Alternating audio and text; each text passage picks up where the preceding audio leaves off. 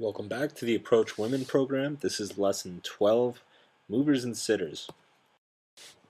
Movers and sitters are two of the most common excuses that guys come up with when approaching women during the daytime. For whatever reason, men usually avoid women who are busy walking or women who are sitting down.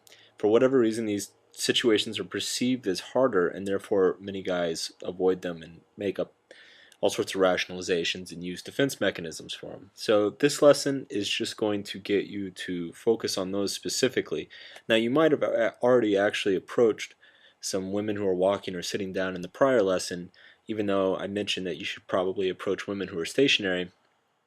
And if you did, that's great. But in this lesson, we're specifically going to focus on these two types of situations. So women who are walking, the first rule is that you do not stop them head on. You don't try to block them off or cut them off or whatever. Basically, kind of the cardinal rule of approaching women during the daytime is that you don't want to scare them. You don't want to startle them. And if you get in their way or cut in front of them or something like that, it's the easiest way to startle them. The other easiest way to startle them is to approach them from behind. What you want to do is you want to walk up next to them, and then as you're walking, turn to the side and speak to them that way, as if you're really good friends and you're walking together and you're talking.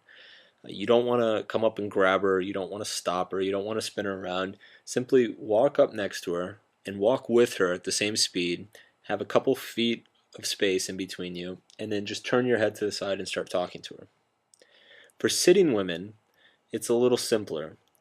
You want to approach her while you're standing up, say your opening line. If she turns you down, then just move on. But if she stops and talks to you for more than 10 seconds, then gently sit down near her or at her table or whatever. If she seems uncomfortable, then tell her that you can only stay for a minute. So, just to give you an example, you would walk up, you'd say, "Excuse me, this is kind of random. I thought you were cute. Wanted to meet you. Hi, I'm Mark." Shake her hand. She says, "Hi, I'm so and so." I say, "You don't look like you're from around here." She's like, "No, I moved here from California, blah, blah, blah." Then I respond to that. I say, "Oh, that's cool. I moved here from whatever." And as I'm saying that, I sit down. Uh, Typically, if things are comfortable and things are and you feel comfortable, um, she won't even notice a lot of the times. If she does notice and kind of looks a little freaked out, then you can tell her that, say, "Oh, sorry, I can just stay for a minute," and then go back into whatever you were saying. Um, Typically, I've found that if they get really uncomfortable, it usually means that they're waiting for somebody, um, sometimes a boyfriend. But usually she'll come out and tell you. So just go ahead and do it. So your exercise for today is to successfully stop 5 women walking and approach them direct. Also, direct approach 5 women sitting down.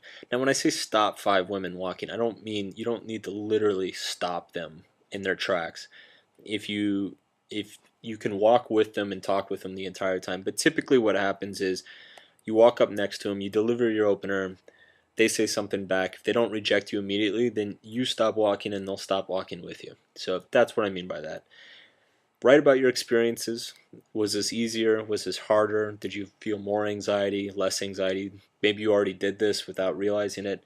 If you did a lot of walking approaches in the last lesson, then maybe replace a few of them with women who are stationary, women in clothing stores, uh, bookstores, coffee shops, stuff like that. So um, we just kind of want to get you a well-rounded experience so that you are used to confronting these situations in different, more kind of stressful environments, or maybe situations that you're not completely used to or comfortable with. So that's the idea behind this.